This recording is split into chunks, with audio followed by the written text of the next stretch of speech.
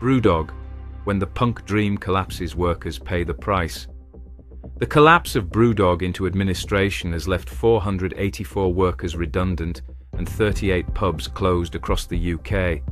At its height, the Scottish craft brewer was valued at more than $1 billion and operated around 100 bars worldwide.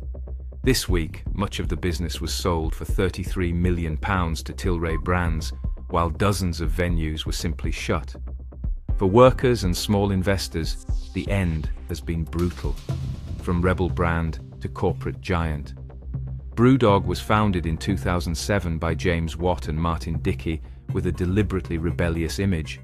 It positioned itself as a challenger to the big global brewers. Much of its expansion was funded by a crowdfunding scheme called Equity for Punks, which raised around £75 million from tens of thousands of small investors. But behind the punk branding, BREWDOG appears to have increasingly behaved like the corporate giants it claimed to oppose. The company expanded rapidly across the UK and internationally, opening bars, breweries, and even hospitality ventures such as hotels. Now, even Watt admits the business expanded too quickly and spending was not properly controlled. Workers pay the price. The human consequences have been immediate. Administrators confirmed that 38 BREWDOG pubs will close, leaving 484 staff without jobs. Reports suggest many employees were informed through a short conference call with little opportunity to ask questions. One trade union described the process as one of the worst redundancy exercises hospitality organisers had seen. This is a pattern workers across England know all too well.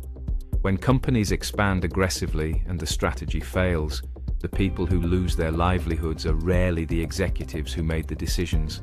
Bar staff, kitchen workers, cleaners and managers, many already in a low-paid and insecure sector, suddenly find themselves unemployed. Meanwhile, those at the top often walk away financially secure. Small investors left with nothing.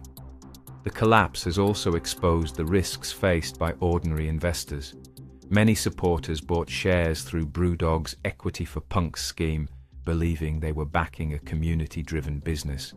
But institutional investors were given priority rights, meaning they are paid back first in the event of a sale. The result is simple. Small investors get nothing. Millions of pounds raised from fans and customers has effectively been wiped out.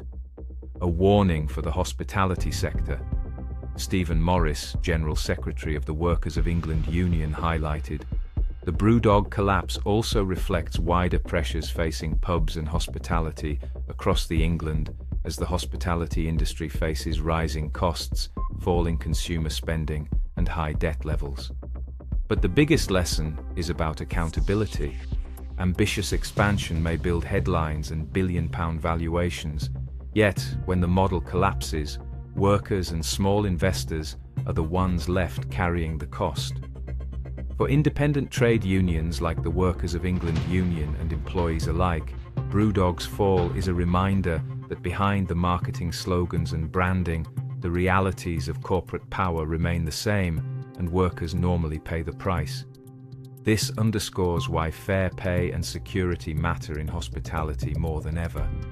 Workers across England need more protection and job security.